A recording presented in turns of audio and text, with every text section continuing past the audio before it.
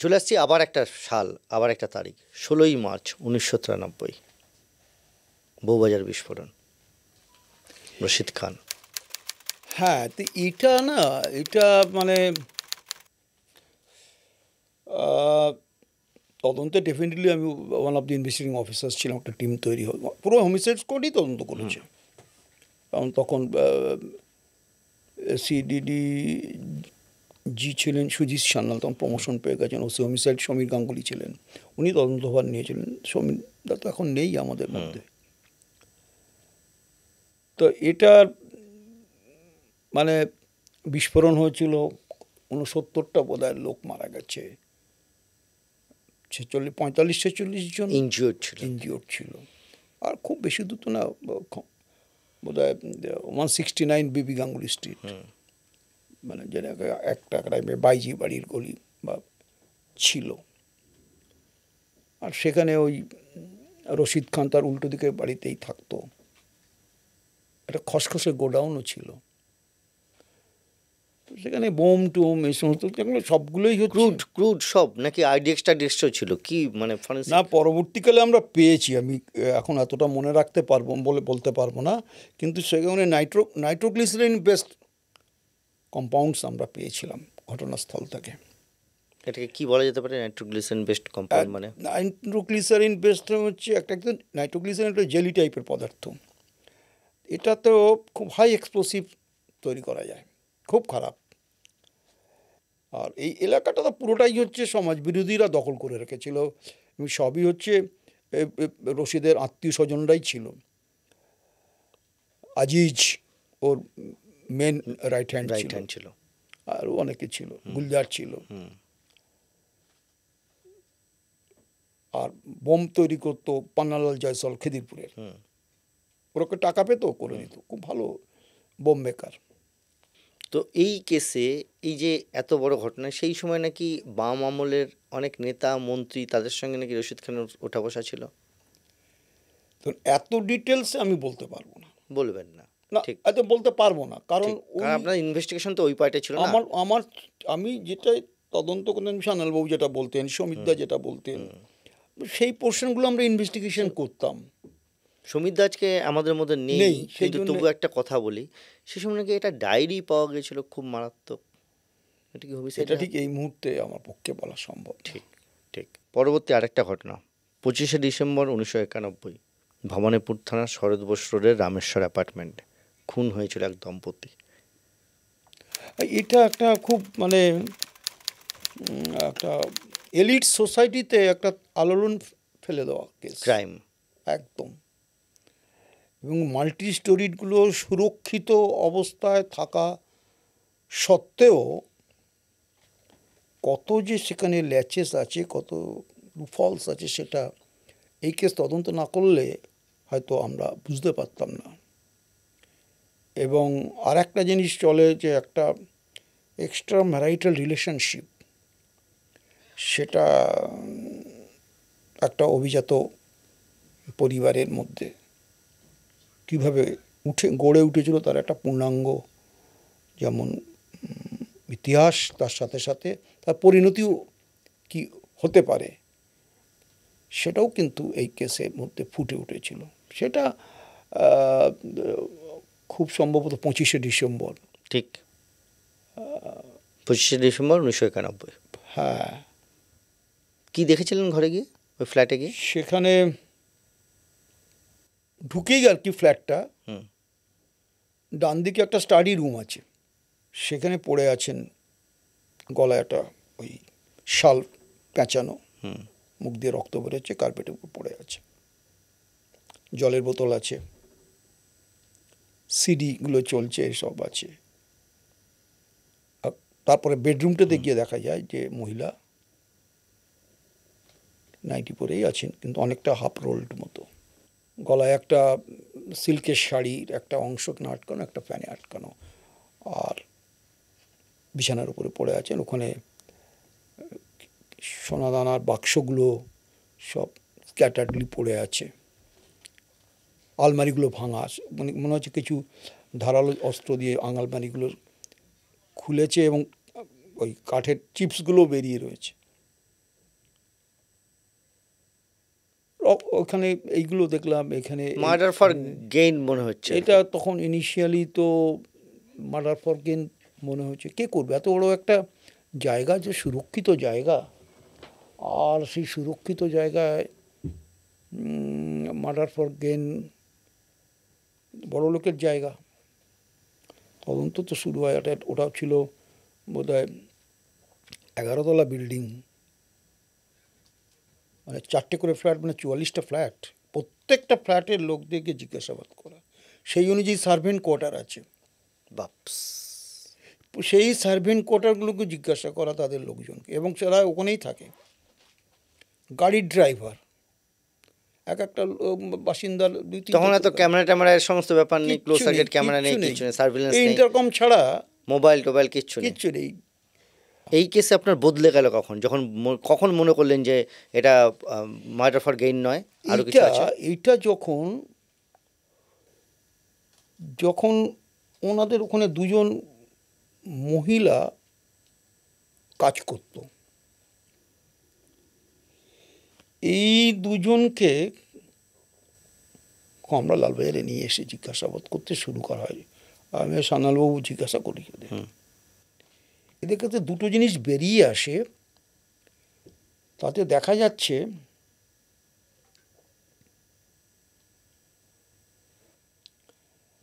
যে প্রতিদিন সকালবেলায় উল্টো দিকে, ঠিক বাড়িটার একটা, মানে ওই দুখানা ফ্ল্যাট একই ফ্লোরে, মানে ভেরি আনকমন, আমার দরজাটা কি শেপ হবে, ঠিক ডায়াগোনালির উল্টো দিকে, এটা 10C, ওটা বোধ হয় 10A এরকম হবে, একই design. That is a very striking feature. সাধারণত হয় না, কারণ প্রত্যেক ফ্ল্যাটের ওনার আলাদা, তাদের ডিজাইন আলাদা। এই দুটোর আমরা লক্ষ্য করেছি। এবং উল্টো দিকের যিনি মালিক, যুগল খেতাওয়াত, বিশাল বড় ব্যবসাদার, রামেশ্বরা ট্রান্সপোর্ট, অ্যাপার্টমেন্টের নামই হচ্ছে রামেশ্বরা অ্যাপার্টমেন্ট। যুগলবাবু প্রতিদিন সকালবেলায় 8টা সময় আসেন, তারও আগে আসেন, এরকম সকালে প্রতিদিন চা খেতে আসেন এবং চা খান, গল্প করেন, মিসেস নবলাকার সাথে গল্প করেন, এবং একসাথে দুজনে গল্প করেন। তো আমরা বললাম, তাহলে মিস্টার নবলাকা কোথায় থাকেন? বলে উনি গল্পে করতেন না, মানে he was one of the pioneer in jake industries. আচ্ছা, বিশাল বড় মাপের উনি ছিলেন, এমপ্লয়ি ছিলেন, জুটের অফিসার, বিশাল। এবং রিটায়ার করার পরেও বোধহয় জোর করে ওনাকে রাখা হয়েছিল।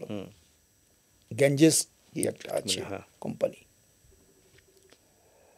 তো এটা শোনার পর আপনাদের একটুখানি, এইটা প্রতিদিন আসবে, এর সাথে কথা বলবে, কিন্তু আবার দেখা যাচ্ছে এরা আবার একসাথে বেড়াতেও চলে যাচ্ছে, মানে বোথ হাজব্যান্ড ওয়াইফ ওদের সাথে বেরোচ্ছে, ওনাদের নিয়েই বেরোচ্ছে এরা। খেতাওয়াত ফ্যামিলি অ্যান্ড এরা একসাথে আবার বেড়াতে চলে যাচ্ছে, নবলাকা অ্যান্ড খেতাওয়াত। হ্যাঁ। আর তখন এই বিনা নবলাকা যিনি মার্ডার হন, এ তখন ওই দেওয়ার্স গ্যারেজ আছে, দেওয়ার্স গ্যারেজ চাকরি করেন। এই হলো সন্দেহ, আপনার খেতাওয়াতের সন্দেহ শুরু হলো, ওদের মধ্যে সন্দেহ শুরু, একটা কোনো সম্পর্ক আছে বা কোনো কিছু।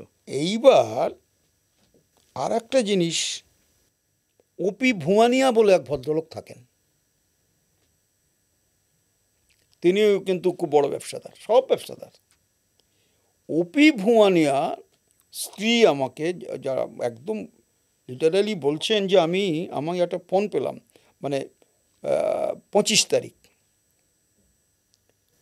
একটা সকালে ফোন আসলো, কে ফোন করলো? তো বললো রাজু রাও আপনার ড্রাইভার? বললো হ্যাঁ। বললো নিচে থেকে ফোন করে বলল যে আমি আজকে আসতে পারবো না, আমার জ্বর হয়েছে। উনি বললেন তুমি এসো, ক্রোসিন নিয়ে যাও। বললো না, আমি বাইরে থেকে কিনে নেবো। আমি চলে গেলে, আর ও কিন্তু আসলো না, তারপর থেকে আর আসছেই না।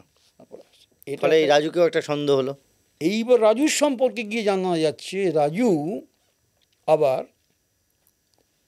এই ইনিশিয়ালি খেতাওয়াতের ওখানে ড্রাইভারি করেছে, পরবর্তীকালে এদের কাছেও ড্রাইভারি করেছে কিছুদিন, তারপরে ভুয়ানিয়া। আচ্ছা। মানে 3টে ফ্যামিলির সাথে ওর লিঙ্ক আপ আছে। এই করতে করতে তখন আমরা কিন্তু ওদের যে এ ছেলে খুব ট্রাস্টেড ম্যান ছিল যুগল খেতে হতে, খোকনগিরি, মেদিনীপুরের ছেলে, বেটে খুব, কিন্তু খুব শার্প, খুব ইন্টেলিজেন্ট। ওকে যতবার প্রশ্ন করা হয় কোনো জবাব, আমি কিচ্ছু জানি না। আমাদের মানে একটা মনে হচ্ছে যে কিছু একটা লুকিয়ে আছে ওই বাড়ির সাথে এই বাড়ির, কিন্তু সেখানটা আমরা যেতে পারছি না। এমনকি আমাদের রাজু রাবের অ্যাবসেন্সটা খুব বড় একটা ধাক্কা মারল। এরপরে একদিন আমাকে কোর্টের একজন আমাকে বলছে যে সিদ্ধা আপনি কি এই ছেলেটাকে খুঁজছেন? বললাম হ্যাঁ, কেন, কী হয়েছে, তুমি জানো কিছু? বললো কখন বাড়ি থাকবেন? বললাম ঠিক আছে কালকে এসো। না গুরুত্ব দিইনি কেউ, ওটা মনে হয়নি কেউ। আর আমি মোটামুটি প্রথম লটেই আমি ঠিক করতাম রিজেক্ট করে দেবো। বলে আমি বাজার করে ফিরছি, ও আমার গেটের মুখে দাঁড়িয়ে আছে, আমি নিয়ে এসেছি। আমি দাও বাজার টাজার যাচ্ছি, কারণ চান টান করবো, ছাড়ো এখন তাড়াতাড়ি বেরোতে হবে, কেস ডিটেকশন হচ্ছে না। তো বলো একটু কথা বলবে? নালাম না, একদম না। তুমি একটা কাজ করো, তুমি ওকে নিয়ে আমার অফিসে আসবে 4টের সময়। অফিস নিয়ে যাবো? হ্যাঁ অফিস নিয়ে যাবে, যদি বলো নিয়ে আসবে আমার কাছে, কোনো সমস্যা নেই। আর না নিলে আমি বুঝে যাব, তোমার আসতে হবে না। তো ঠিক আসলো না, যথারীতি আসেনি। তাহলে ভুল হতে পারে, যাই হোক।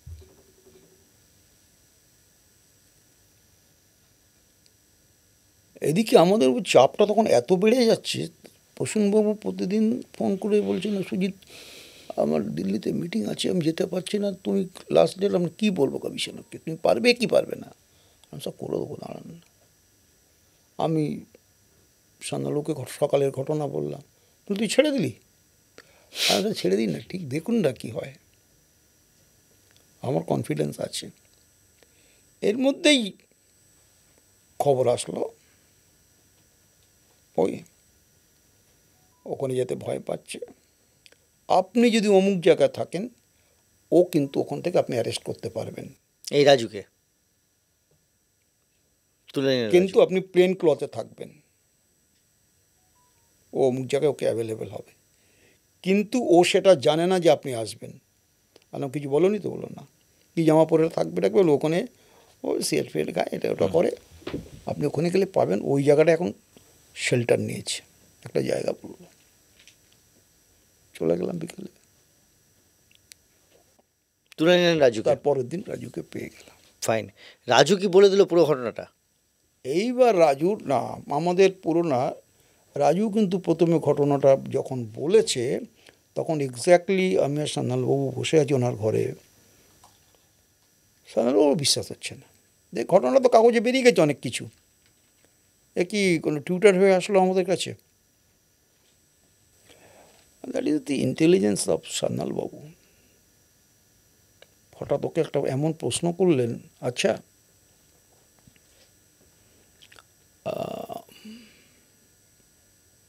মহিলার নাইটিটা গেল কোথায়? যে মার্ডার হয়েছে, এক নাইটি ধরে আর একটা কামিজ পরা ছিল, নাইটিটা গেল কোথায়? কেন স্যার? ওই সিস্টেমটা আপনারা চেক করেননি বাথরুমের ভেতরে? বলো না, উনি মিথ্যা কথা বলেছেন যে না। কেন? পেতে ফেলেছি। শিওর? বলে হয় ওখানে আমি ফেলেছি, না হলে কমোডের মধ্যে ঢুকিয়ে দিয়েছি। ওটা তো কেউ ব্যবহার করেনি। পরে সেই দিনে তো আমরা সেই দিনেই কিন্তু ওটা রিকভারি করে কমোড থেকেই পেয়েছি। যখন এটা পাওয়া গেল জানালাম কি ইশারা করলো, যে তার মানে কনফার্ম। একদম, তুমি আর চিন্তা কি পেলেন, রিভিলটা কি এইটা বলুন। এক্সট্রা ম্যারিটাল রিলেশনশিপ আপনি তো প্রথমেই বলছিলেন, কার সঙ্গে কার? যুগল খেতাওয়াত অ্যান্ড বিনা নবলাকা। সেই সময় এরকম, তাতে মার্ডার করলো কে? যুগল খেতাওয়াত? এইটা হচ্ছে না, বাট আমার ধারণা, এখনও অবধি ধারণা, উনি কিছুটা আঁচ করেছেন অথবা জানতেন এরকম হতেও পারলে, মানে পরবর্তীকালে ঘটনা ঘটার পরে ওনার নিশ্চয়ই মনে হচ্ছে, কিন্তু কখনো এটা ভাবেননি, এটুকু আমার মনে হয়েছে। ওনার যে স্ত্রী, মানে যুগল খেতাওয়াতের স্ত্রী বিমলা খেতাওয়াত, প্রচণ্ড অত্যাচার করতো যুগল। আচ্ছা আবার অ্যাট দ্য সেম টাইম এই রিলেশনশিপ, আচ্ছা, এই দুটো ওকে স্পার্ক করে দেয়। মহিলাকে, তাকে একদম মানে অন্য মহিলাকে যে টাকা ওড়াচ্ছে, করছে, সে করছে, টাকা পয়সা নিয়ে ওখানে রেখে দিচ্ছে, এইটা ওনার একটা ধারণা হয়ে গেল। তার মানে মহিলা মার্ডার করালো না নিজে করলো? নিজে করেনি, কিছু লোক জোগাড় করলো। আচ্ছা, যুগল খেতাওয়াতের স্ত্রী বিমলা খেতাওয়াত এ কেমন ছিল? এমনি সাধারণ গৃহবধূ? খুব পায়াস টাইপের, আচ্ছা, পুজো আচ্ছা, খুব নিরীহ টাইপের। সেই এরকম একটা মার্ডার প্ল্যান করলো, এটাই। এবং কাদেরকে সুপারিশ এই দিল? যে এই করলো, রাজু একে দিয়ে না, এই যে করলো খোকনকে, খোকনগিরিকে, সবচেয়ে ট্রাস্টের লোক ছিল খোকনগিরি। খোকনকে কাজে লাগালো। খোকনকে টাকা দিল। কত টাকা? খোকনকে বোধহয় সেই সময় 50,000 দিয়েছিল, আরও 50,000 পরে দেবে, কারণ খোকন, এই রাজু, খোকন বুক করলো রাজুকে, রাজু বুক করলো তাদের পাড়ার কামিনীকে। রাজু থাকতো ওই হ্যাঁ, এরা নিজেদের মধ্যে উল্টো দিকে, পদ্মপুকুরের উল্টো দিকে, পদ্মপুকুর, এরা তিনজন মিলে, সব যেগুলো না, সুইপার জগদীশ আছে, তার মানে 4 জন মিলে হয়ে গেল পুরো কেসটা করলো। 4 জন, আর ইনি হচ্ছেন কনস্পিরেটর মহিলা। যাবজ্জীবন হয়েছিল তো বিমলা খেতাওয়াতের, যদ্দূর মনে পড়ে, কিন্তু শারীরিক অসুস্থতার কারণে তিনি জামিন পান সুপ্রিম কোর্ট থেকে, but not on the merits of the case. শারীরিক অসুস্থতার কারণে। কি হয়েছিল, মানে জামিন পেলেন, জামিন পাওয়ার পর কী হলো? 2007-এ জামিন পেলেন। জামিন পেলেন, তারপর 2008-এ সুসাইড করলেন। একের পর এক ঘটনা, একের পর এক কেস, যত বলছেন তত যেন নতুন নতুন জায়গা খুলে যাচ্ছে। টিভিতে আজকে দেখলেন কিছুটা অংশ, বাকি ইউটিউবে। নতুন এবং উন্নত সফেদ, এতে আছে স্মার্ট সায়েন্সের শক্তি। স্মার্ট সায়েন্সের শক্তি মানে দাগ দূর করে, জামা কাপড়কে রাখে সুগন্ধময়।